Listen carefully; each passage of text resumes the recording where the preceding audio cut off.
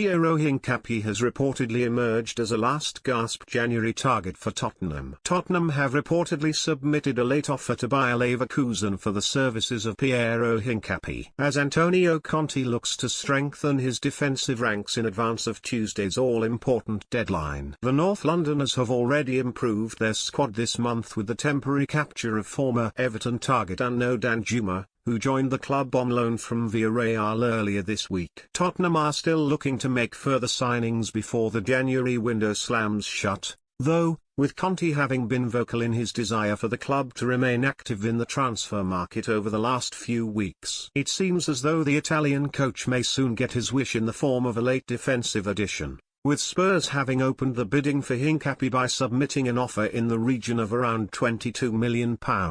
That's according to Bild, who are reporting that Tottenham are keen on bringing the Ecuador international to North London before the end of this month. Hincapie was originally linked with a move to the Premier League over the summer but ended up staying at Leverkusen, where he has since registered 20 appearances in all competitions over the course of the current campaign. However, it seems likely that Tottenham will need to increase their proposal to stand any chance of tempting Leverkusen into selling Hincapie prior to the end of the mid-season window. The German heavyweights value their man at more than twice what Spurs have already offered, according to Stefan Binkowski, which suggests that their advances will not be entertained unless a new bid is tabled in the not-too-distant future. It remains to be seen whether Tottenham will be prepared to stump up the required amount of cash in order to land Hincapie, who is still contracted to Leverkusen until the summer of 2026 as things stand. His arrival would certainly be able to help solve Tottenham's defensive fragilities for the rest of the season,